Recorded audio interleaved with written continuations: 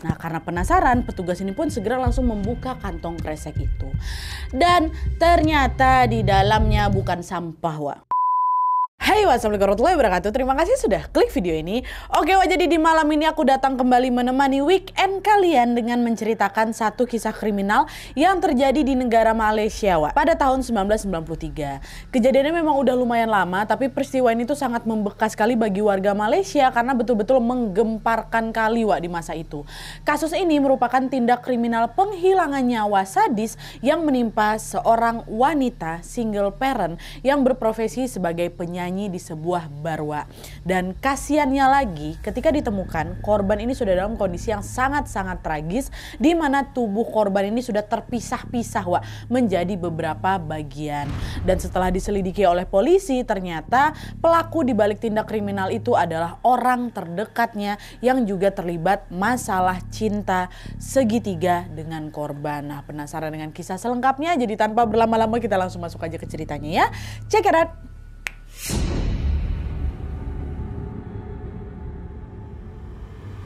Oke, Wak, jadi kasus yang akan aku ceritakan malam ini melibatkan pasangan suami istri yang berasal dari Seremban, Malaysia. Sang istri ini bernama Lisi, sementara sang suami bernama Michael. Panjangannya Michael Gan Wei Seng atau biasa dipanggil Michael itu, Wak. Nah, jadi ini si Lisi itu bukan orang yang akan kita bahas di judul, Wak, ya. Namanya aja memang yang hampir sama. Yang kita bahas duluan ini namanya Lisi. Di judul kan namanya Lily kan. Nggak salah sebut, aku memang yang pertama yang harus kita bahas dulu soal si Lisi sama suaminya ini. Nah jadi pada saat itu Michael dan juga Lisi ini memiliki profesi yang sama, Wak, yaitu sama-sama bekerja sebagai guru piano di Kuala Lumpur, Malaysia. Nah, dari pekerjaan itu mereka ini hidup berkecukupan dan tidak pernah kekurangan satu apapun. Selain mapan secara finansial, pernikahan Lily dan Michael ini juga berjalan baik-baik saja, Wak. Mereka saling menyayangi, selalu harmonis dan tidak pernah terlibat pertengkaran yang serius lah gitu. Keharmonisan itu juga semakin bertambah lagi karena pada tahun 1992 Lisi hamil anak pertama, Wak, dan berita kehamilan itu pun membuat Michael makin sayang lagi dan juga makin perhatian lagi lah itu sama istrinya kan. Tapi rupanya keharmonisan itu tidak bertahan lama, Wak, karena pada suatu hari keluarga mereka ini terusik dengan kemunculan teror telepon dari seorang wanita yang tidak mereka kenal ya. Nah, jadi ceritanya pada suatu hari di tahun 1992 ini, Lisi yang pada saat itu sedang bersantai di rumahnya itu dikejutkan dengan panggilan telepon di rumahnya. Lisi beranjaklah bangun dari tempat duduknya dan langsung bergegas mengangkat telepon rumah itu. Nah, pas diangkat, Wak, di ujung telepon sana ada suara seorang wanita yang bilang, "Halo, permisi, ini benar nomor teleponnya Bu Lisi bukan?" Kata si perempuan ini kan. "Oh iya betul, saya Lisi, ini siapa ya?" "Oh iya, salam kenal, nama saya Nyonya Wong. Saya mau nyari guru les piano buat anak saya." "Nah, dengar-dengar Bu Lisi ini guru piano ya, apa bisa ngajarin anak saya, Bu?" Kata si Nyonya Wong itu kan. "Oh gitu, kemungkinan bisa, Bu, tapi saya lihat jadwal saya dulu ya." "Oh iya, Bu, nggak apa-apa, pokoknya saya mau anak saya diajarin sama Bu Lisi ya," kata Nyonya Wong lagi. Nah, obrolan Lisi sama Nyonya Wong ini awalnya ya itulah normal-normal aja kan. Tapi di tengah obrolan Nyonya Wong ini nanya, "Bu Lisi, kalau boleh tahu Bu Lisi lahirnya tanggal berapa ya?" Di situ agak kaget lah si Lisi kan, dalam hati dia ngebatin, kok lancang kali orang ini, belum kenal kok udah berani nanya-nanya hal yang bersifat privasi gitu kan. Tanggal lahir kan gak semua orang umum pertama kenalan nanya, Wak. Dan sebelum Lisi merespon pertanyaan itu, Nyonya Wong udah ngomong lagi, maaf Bu, pertanyaan saya terlalu lancang ya. Yaudahlah, nggak usah dijawab, nggak apa-apa kok. Maaf mengganggu waktunya ya," kata si Nyonya Wong lagi. Nah, udah nih, setelah berkata kayak gitu, Nyonya Wong ini pun langsung menutup teleponnya dan hal itu sempat membuat Lisi ini semakin terheran-heran lagi, loh kenapa ya dia kayak gitu kan. Tapi meskipun ngerasa aneh, Wak, waktu itu si Lisi ini nggak mikir yang macam-macam. Dia hanya beranggapan kalau Nyonya Wong ini adalah ya udah orang iseng aja yang nggak perlu dianggap serius lah gitu. Entah mungkin dia basa-basinya kelewatan atau mungkin basa-basinya salah pakai gimana dia sampai nanya tanggal lahir aku gitu kan. Cuma pertanyaan random aja yang mungkin nggak sengaja juga Nyonya Wong ini katakan gitu. Nah, setelah telepon itu ditutup, Lisi pun kembali, Wak, menjalani aktivitasnya seperti biasa. Terus keesokan harinya, Wak, sekitar siang hari, Lisi dengar lagi telepon rumahnya berdering. Diangkat lagi lah sama si Lisi kan telepon itu kan, dan ternyata yang nelpon ini Nyonya Wong lagi. Yang kemarin baru nelpon si Lisi itu, dia lagi yang nelpon kan. Si Lisi nanya, "Oh ada apa Nyonya Wong? Ada yang bisa saya bantu lagi?" gitu kan. Nyonya Wong jawab, Bu Lisi tuh belum jawab loh pertanyaan saya kemarin. Ibu tuh lahirnya tanggal berapa? Terus kalau boleh tahu alamat ibu tuh di mana ya?" Kata gitu kan. Nah, mendengar pertanyaan si Nyonya Wong ya Lisi jadi makin gak nyaman lagi kan. Lisi balik nanya lagi, loh emang kenapa sih Bu, ada urusan apa? Kamu tuh kok nanya tanggal lahir saya sama alamat saya? Saya kan gak buka les private di rumah saya Bu. Dan anehnya kenapa dari kemarin Ibu nanya tanggal lahir saya, buat apa? Lagi-lagi setelah Lisi menanyakan hal itu, Nyonya Wong langsung mengakhiri telepon itu tanpa menjawab sepatah kata apapun dari responnya si Lisi tadi Wak.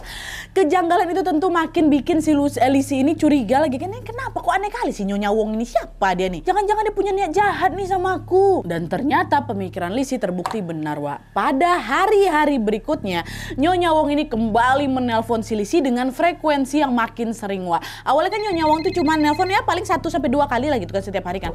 Setelah itu makin lama makin intens Wak teleponnya, sampai bisa 10 kali dia nelpon dalam sehari itu. Bayangin apa gak terganggu si Lisi itu Wak. Mana dia lagi hamil pula ya kan. Dan anehnya lagi Wak, setelah telepon yang berikutnya ini diangkat sama siapa? Sama si Lisi. Nyonya Wong ini malah melontarkan kata-kata bernada ancaman. Jadi bukan lagi soal keperluan lesbian atau tanggal lahir atau alamat lagi Wak, bukan. Jadi macam dia ini bilang dia tuh bakal nyakitin Lisi, ku sakitin kok nanti ya, hidup kok nggak bakal tenang loh Bu Lisi. Dan bahkan Wak, Nyonya Wong ini juga mengancam akan menghabisi nyawanya Lisi tanpa menjelaskan alasannya. Pokoknya dia cuma bilang aku bunuh kok ya Lisi ya, kayak gitu. Tapi nggak dia bilang alasannya kenapa, salah aku tuh di mana tuh nggak ada dikasih tahu gitu loh Wak. Nah selain mengancam nyawanya Lisi, puncaknya Wak, Nyonya Wong ini juga membuat sebuah pengakuan yang bikin si Lisi ini terkejut. Jadi pada suatu hari Nyonya Wong ini nelpon lagi, dia bilang, Lisi, ini ku kasih tahu sama kau ya, suami kau si Michael itu sebenarnya selingkuh loh sama wanita lain. Nah selingkuhannya itu wanita cantik, dia kerja sebagai penyanyi bar, kata Nyonya Wong. Nah dengar itu Wak, Lisi nggak percaya sama sekali. Kenapa? Karena dia tahu betul kalau Michael adalah suami yang sangat baik dan sama sekali nggak pernah macam-macam tuh loh selama pernikahan ini. Gak mungkin lah laki aku kayak gitu kan. Cuman meskipun dia meragukan pernyataan dari Nyonya Wong yang belum pernah dia ketemu ini nih Wak, di sisi lain Lisi juga agak penasaran, kepikiran juga betul nggak ya suamiku selingkuh ya. Nah nggak tahan dengan pikiran itu, akhirnya Lisi pun memutuskan untuk bertanya langsung dan menceritakan keresahannya kepada si suaminya nih, pada si Michael. Sayang, beberapa bulan ini kok aku tuh sering kali loh dapat telepon dari wanita misterius namanya Nyonya Wong. Terus dia kemarin bilang kalau kok udah selingkuh sama wanita lain. Betul nggak itu ha? Kebetulan selingkuh ya dari aku, kata si Lisi. Dengar itu dia elak lah sama si Michael. Apa sih? Ngapain juga aku selingkuh? Kan kau tahu gimana sayangnya aku sama kau. Lagian siapa pula Nyonya Wong? Ngapain pula aku lebih percaya sama dia? Kok aja nggak kenal sama dia, belum pernah juga aku ketemu sama dia kan. Dalam mulai sekarang nggak usah lagi angkat-angkat telepon dari dia. Dia cuma orang iseng aja tuh, nggak ada kerjaan, kata si Michael. Nah dengan saran ini Lisi pun terpaksa menuruti perkataan suaminya dan dia pun juga percaya Wak sama suaminya.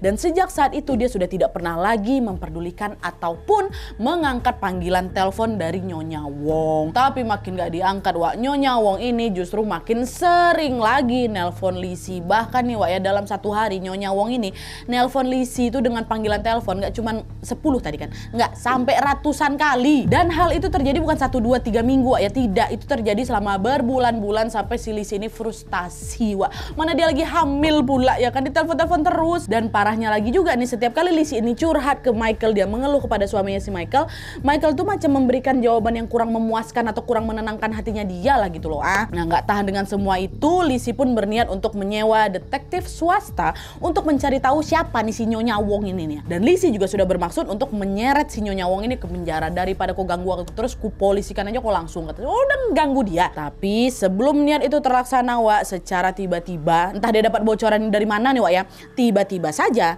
Nyonya Wong ini udah nggak pernah lagi Wak nelpon si Lisi, nggak pernah neror lagi. Satu hari itu nggak pernah diteleponnya lagi. Entah dia dapat bocoran dari mana Wak ya, dan entah apa yang terjadi sama Nyonya Wong. Tapi yang jelas sejak saat itu Nyonya Wong ini betul-betul menghilang, udah nggak pernah nelpon lagi, udah nggak pernah lagi neror si Lisi. Menghilang betul lah dia dari kehidupan si Lisi itu Wak. Tapi walaupun gangguan itu sudah berhenti Wak, bukan berarti hidup Lisi kembali tenang seperti dulu. Karena tidak lama kemudian Lisi dikejutkan dengan sebuah tindak kriminal sadis yang turut melibatkan keluarganya. Masuk.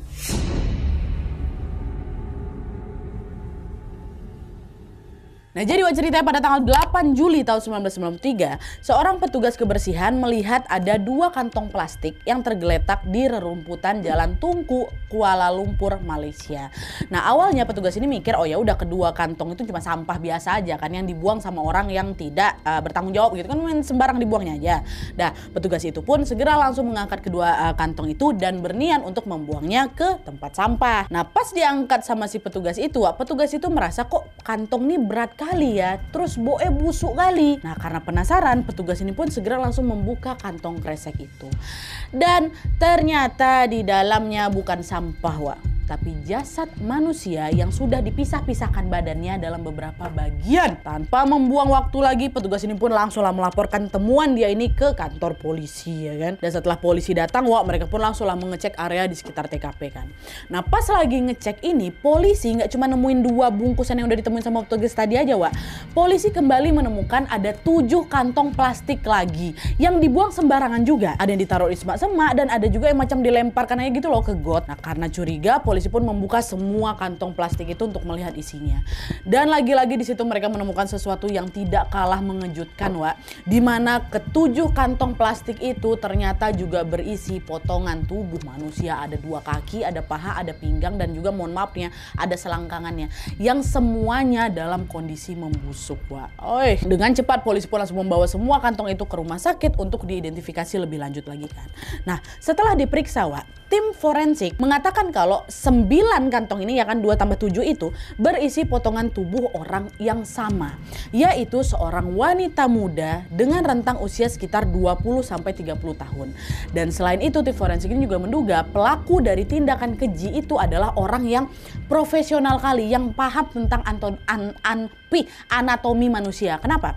Karena semua tubuh korban ini terpisah dalam kondisi yang sangat rapi. Tapi dari semua kantong plastik yang sudah diperiksa, Wak, tim forensik dan juga polisi ini masih belum menemukan nih potongan torso atau tubuh bagian atas sama juga kepala korban. Itu belum ditemukan. Nah karena jasad korban ini belum utuh, polisi pun kembali lagi lah bergerak menyusuri sekitar TKP untuk mencari bagian tubuh yang lain. Siapa tahu ada sekitar situ juga gitu kan.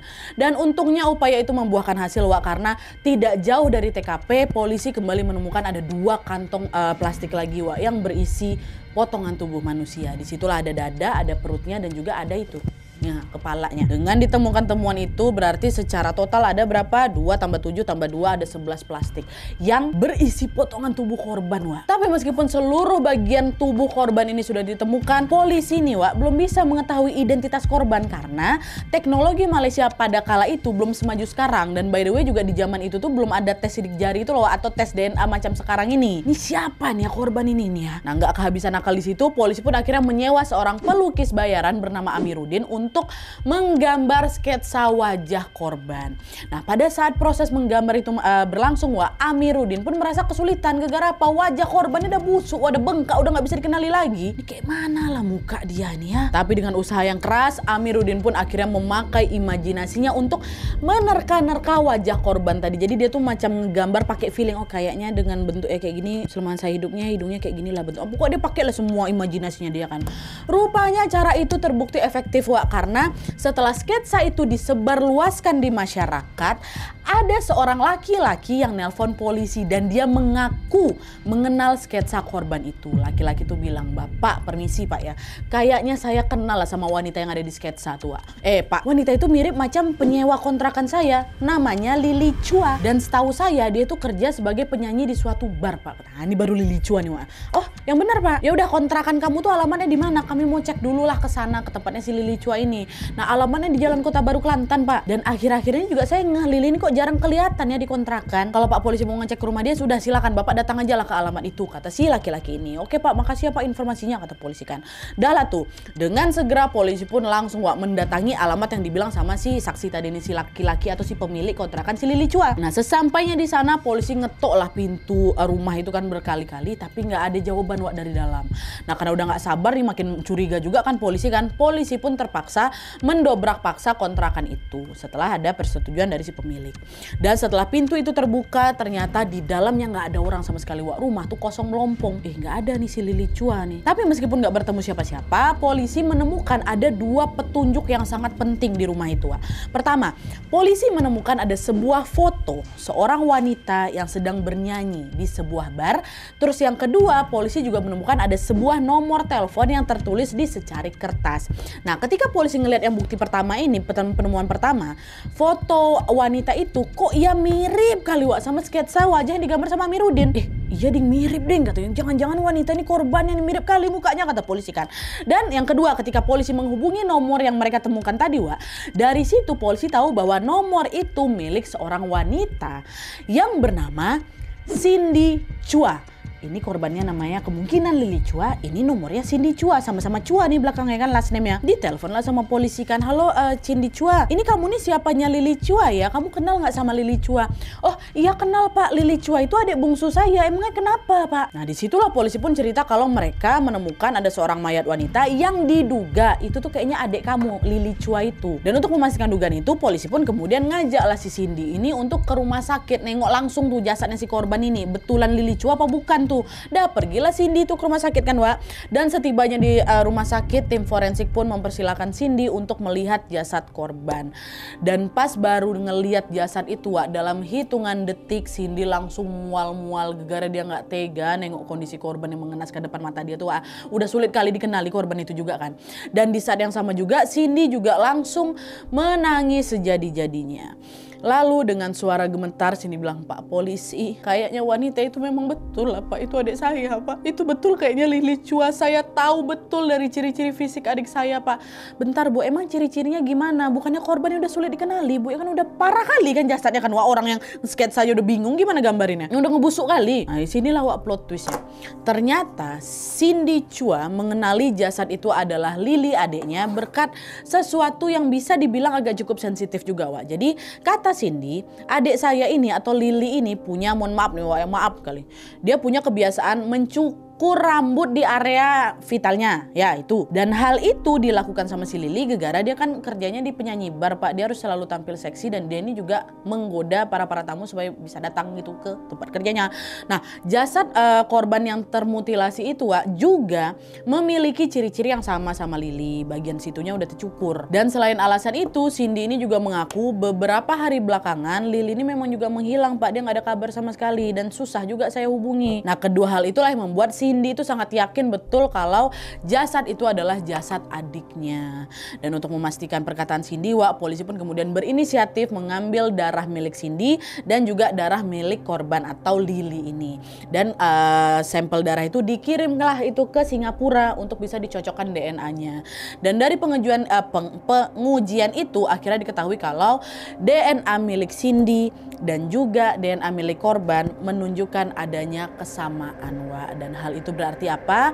Mereka berdua adalah saudara kandung. Berarti betul Wak, jasad yang mengerikan itu adalah Lily Chua. Setelah terbukti korban itu adalah Lily, polisi pun kembali langsung melakukan penyelidikan lagi untuk mencari tahu siapa pelaku yang sudah tega melakukan aksi sadis ini. Langsung dilakukan penyelidikan besar-besaran.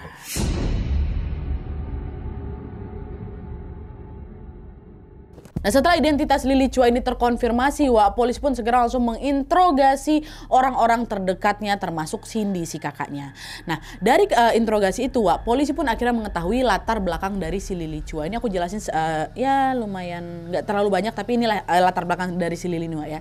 Jadi si Lily ini adalah anak bungsu dari 5 bersaudara. Dia lahir dan juga dibesarkan di Kota Baru, Kelantan, Malaysia. Tapi ketika usianya menginjak 15 tahun, Lily ini memilih untuk merantau Wak ke Kuala Lumpur dan kemudian dia menikahlah dengan laki-laki yang bernama Cheng Hun. Nah dari pernikahan itu Lily dikaruniai 2 orang anak yang lucu-lucu semuanya. Tapi pernikahan mereka ini nggak bertahan lama karena pada tahun kedua menikah Lily dan juga Cheng Hun ini memilih untuk bercerai. Nah setelah bercerai Lily ini sempat kesulitan menafkahi kedua anaknya Wak, karena hak asuh anak juga jatuhnya ke dia. Akhirnya dia pun bekerja sebagai penyanyi bar di area Petaling Jaya, Kuala Lumpur. Nah sejak bekerja di bar itu, kehidupan Lily ini pun berubah drastis Wak. Dia mulai mendapatkan banyak uang dan juga menjalani hidup yang lumayan mewah. Lalu di saat yang sama, karena dia ini sibuk bekerja, Lily pun gak punya waktu buat ngasuh anak-anaknya. Akhirnya Lily pun terpaksa menitipkan kedua anaknya ke sebuah panti sosial, jadi macam panti asuhan gitulah di sana. Dan setelah itu dia lanjut lagi lah ini jadi penyanyi bar. Nah itu aja Wak sedikit latar belakang dari si korban ini ya. Nah setelah mengetahui itu semuanya, polisi pun mengerucutkan lagi nih orang-orang yang mereka duga sebagai pelaku, yaitu orang terdekatnya Lily. Siapa? Cheng Hun, mantan suaminya si Lily. Nah untuk membuktikan kecurigaan itu Wak, polisi pun segera langsung mendatangi Cheng Hun dan langsung juga menginterogasi dia. Nah ketika ditanya sama polisi, Cheng Hun langsung bilang, Pak bukan saya Pak pelakunya, saya itu udah lama loh nggak kontakan sama Lily. Tapi Pak, setahu saya nih dia punya pacar baru. Pacarnya namanya Michael. Dengar-dengar saya juga Michael tuh suami orang, Pak. Michael. Ah, yang bener kamu tahu ini dari mana? Kata polisi lagi kan. Dulu Lily pernah cerita langsung Pak sama saya. Kalau nggak salah saya Pak ya, Michael tuh kerjanya jadi guru piano, guru musiknya si Lily itulah. Nah, dari informasi itu polisi pun segera langsung mencari tahu alamatnya Michael, Wak. Dan setelah alamatnya ketemu, polisi pun langsung membawa Michael ke kantor polisi untuk diinterogasi. Polisi nanya, "Pak Michael, kok kenal sama Lily Chua? Kamu tahu nggak dia udah meninggal?" Kata gitu kan. Langsung pucat mukanya si Michael. "Oh iya Pak, saya tahu." "Oh, tahu kamu ya? Terus kamu tahu nggak siapa yang sudah ngabisin dia?" Dan tanpa diduga Michael langsung bilang, "Saya Pak. Saya yang udah ngabisin nyawa dia. Saya juga yang sudah memisahkan dan juga membuang tubuhnya di dalam kantong plastik, Pak. Memang saya pelakunya." Langsung jujur Michael, Wak. Michael istrinya si Lizzy itu. Saat itu pun polisi langsung nanya lah, "Apa alasan kok, kenapa kok tega ngelakuin hal itu sama si Lily?" Nah, di situ Michael pun akhirnya buka suara, Wak, terkait hubungannya dengan Lily yang ternyata sangat-sangat rumit dan juga berujung macam gini lah. Nah, jadi Wak, menurut pengakuannya Michael, si Lily dan juga Michael ini sudah beberapa tahun belakangan menjalin hubungan gelap atau hubungan terlarang atau selingkuh lah gitu. Nah, selama mereka menjalin hubungan itu Wak, ternyata Lily ini sering memberikan banyak hal kepada Michael. Mulai dari waktunya, tenaganya, kasih sayang, bahkan uangnya Lily yang ngasih Wak, untuk si Michael ini. Dan plot twistnya lagi Wak, hubungan si Michael sama si Lily ini ternyata sudah terjalin sejak Michael belum nikah sama istrinya. Siapa istrinya? Si Lizzy. Jadi mereka ini udah lama Wak pacarannya gitu loh. Tapi sayangnya si Michael itu nggak mau nikahin si Lily. Alasannya apa? Alasannya karena Lily hanya seorang wanita penghibur. Dan ngeselinnya lagi Wak, Michael ini malah menikahi wanita lain yang dianggap lebih baik gitu loh dari si Lily. Itulah dia nikahin si Lizzy. Padahal dia pacaran duluan sama si Lily itu loh Wak. Cuman setelah si Michael ini menikah Wak, Michael ini semacam nggak bisa ngelepasin Lily juga. Dia macam belum bisa move on juga dari si Lily. Alhasil dia pun tetaplah itu menjalin hubungan secara diam-diam dengan Lily tanpa sepengetahuan istrinya. Nah, di sisi lain digitukan sama si Michael, Lily juga nggak terima Wak dijadikan simpanan terus-terusan. Kan apalagi Lily kan udah banyak kali berkorban secara materi dan juga secara tenaga pula untuk si Michael ini. Nah, disitulah Lily pun mulai menuntut Michael untuk segera nikahin dia. Tapi meskipun berkali-kali dituntut Wak, Michael ini tetap kekeh, "Enggak, aku nggak mau nikahin kau Lily. Nggak usah kau banyak tingkah, nggak usah kau banyak nuntut-nuntut sama aku. Dari awal kan hubungan kita ini cuma buat senang-senang aja. Lagi pula sekarang aku udah punya istri," kata si Michael kayak gitu. Nah, penolakan itu tentu bikin si Lily makin sakit hati lagi Wak. Dan hal itu diperparah lagi dengan fakta bahwa akhir-akhir itu si Michael ini jadi jarang nemuin si Lily gara-gara istrinya si Lizzy ini lagi hamil. Nah, kehamilan itulah yang membuat si Lily makin cemburu lagi Wak. Makin dia punya anak makin gak bisa nih aku nikah sama dia kan. Nah, kecemburuan itulah yang akhirnya membuat Lily nekat menyamar sebagai Nyonya Wong yang neror Lizzy. Dengan tujuan apa? Untuk hancurin pernikahannya si Lizzy sama si Michael. Jadi Nyonya Wong yang neror si Lizzy selama ini, yang nelpon dia berkali-kali nanya tanggal lahir, nanya alamat dan segala macam dan ancaman-ancaman itu, itulah si Lily Chua Wak, selingkuhan suaminya sendiri. Dan si Michael juga tahu Nyonya Wong ini tuh adalah si Lily Wak, ini kerjaan selingkuhannya tuh. Nah, mengetahui istrinya diteror sama si Lily, Michael ini sempat Wak didatanginnya si Lily, diminta, "Udahlah kau stop lah, jangan kau ganggu istri aku." Tapi permintaan itu diabaikan sama si Lily Wak, dan semakin hari perilakunya Lily kan seperti yang kalian tahu makin menjadi-jadi kan, ditelepon-telepon terus kan si Lizzy itu kan. Nah, puncaknya itulah dia waktu si Lily ini yang waktu itu masih nyamar jadi si Nyonya Wong membocorkan pada si Lizzy dikit-dikit kalau si Michael ini sudah berselingkuh. Jadi waktu si Michael ini ditanya langsung sama Lizzy soal selingkuh tuh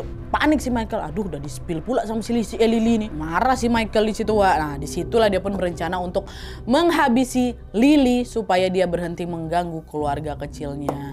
Dan supaya aksinya ini berjalan lancar Wak, Michael pun akhirnya ngajak si Lily untuk ketemuan lah di tempat mereka seperti biasa kan.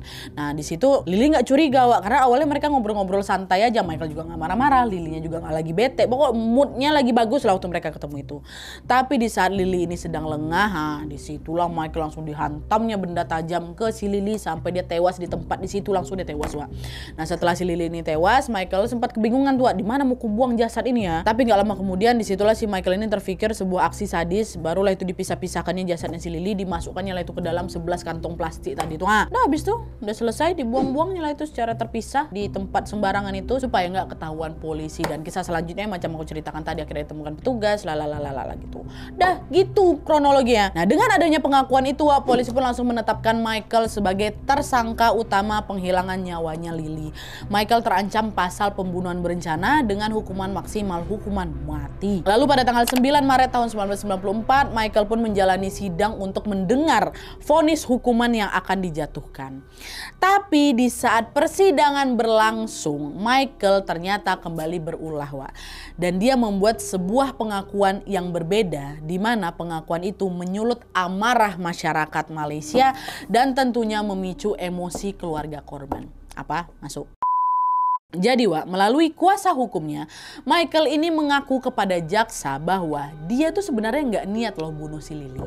Michael ini mengaku kalau dia hanya ingin menegur Lily gara-gara dia udah neror istrinya. Tapi pada saat dia lagi negur si Lily ini, Lily tuh malah nggak terima. Lily malah ngacungin pisau ke si Michael, mau ngelukain si Michael. Nah, karena khawatir terluka, Michael direbutnya lah pisau itu. Terus dia juga makin emosi lagi sama si Lily. Di situ si Michael justru nusuk si Lily sampai tewas. Nah, pengakuan itu menandakan bahwa apa? Bahwa si Michael ini melakukan penghilangan nyawa secara spontan untuk menyelamatkan dirinya. Jadi itu bukan pembunuhan berencana sebenarnya Pak Hakim, Pak Jaksa. Dia hanya mau melindungi dirinya aja gitu, kata si kuasa hukumnya kan. Dan ternyata Wak, strategi itu membuahkan hasil karena tim jaksa akhirnya mengubah dakwaan dari pembunuhan tingkat 1 atau pembunuhan berencana itu Wak, menjadi pembunuhan tingkat 2 atau pembunuhan tidak terencana. Nah, atas tindakan itu adalah Michael pun cuma dijatuhi hukuman 15 tahun penjara aja, nggak jadi hukuman mati. Jadi kalau Michael tuh nggak ngubah keterangannya tuh hukumannya jauh lebih berat lagi tadi, itulah hukuman mati. Tapi dia bilang dia itu untuk melindungi dirinya aja Pak gitu. Tapi meskipun hukumannya sudah berkurang secara drastis tuh Michael tuh ngerasa macam belum puas lah gitu. Michael tidak setuju dengan keputusan jaksa yang 15 tahun itu dan dia mengajukan banding lagi tuh supaya hukumannya dikurangi. Dan entah atas dasar pertimbangan apa Wak ya, tapi yang jelas tim jaksa akhirnya betul dikuranginya lagi hukumannya si Michael. Tadi berapa? 15 tahun dikurangi 3 tahun. Jadi 12 tahun. Turun lagi. Nah, singkat cerita Michael pun mulai menjalani hari-harinya di balik penjara. Tapi pas baru saja menjalani hukuman selama 6 tahun, pengadilan Malaysia membebaskan Michael karena dia dianggap berperilaku baik. Bebas Michael udah sekarang Wak. 6 tahun aja dalam penjara. Dan sekarang katanya Michael dikabarkan sudah mengganti identitasnya untuk bisa memulai hidup baru lagi tanpa ada bayang-bayang kesalahannya di masa lalu. Nah, bebas dia melanjutkan hidup seperti biasa dia. Betulan berencana atau nggak berencana nah dia, wallahu alam. Kalau udah keputusannya kayak gitu Wak. Oke Wak, jadi itu tadi kisah kriminal sadis yang menimpa seorang wanita yang bernama Lily Chua. Ini sedikit tambahan informasi aja Wak ya, setelah Michael itu ditangkap sama polisi, apa kabar si Lisi ini Nadia atau istri si Michael itu. Nah, dikabarkan Wak, Lisi itu langsung keguguran dia gara-gara shock berat sama perilaku laki ya, atau kalian. Dan setelah mengalami kejadian tidak mengenakan itu, Lisi pun memutuskan untuk segera langsung menceraikan Michael dan kembali lagi menjalani hidupnya tanpa kehadiran atau bayang-bayang dari si Michael lagi. Kasian ya, dia nggak tahu apa-apa pun ikut terseret dalam masalah ini loh Wak, yang dilakukan langsung sama suaminya. Dari kisah ini tuh kita macam diingatkan kembali untuk jangan bermain api atau berselingkuh apalagi pada saat sudah menikah. Karena segala sesuatu yang dimulai dengan keburukan Wak, biasanya juga akan berakhir dengan tidak baik. Semoga Allah Subhanahu wa taala selalu melindungi kita semua, dijauhi dari segala malapetaka dan juga dilindungi dari godaan setan yang terkutuk. Amin ya rabbal alamin. Oke Wak, jadi sekian dulu videonya. Terima kasih banyak yang sudah menonton. Kalau kalian suka video ini, klik like-nya. Jangan lupa komen di bawah untuk ide dan saran-saran untuk video selanjutnya. Jangan lupa nyalain notifikasinya supaya kalian tahu kalau aku upload video baru. And as always, jangan lupa untuk klik tombol subscribe supaya kalian sama-sama tahu informasi menarik dan menegangkan dari channel aku. See you next video Wak, bye.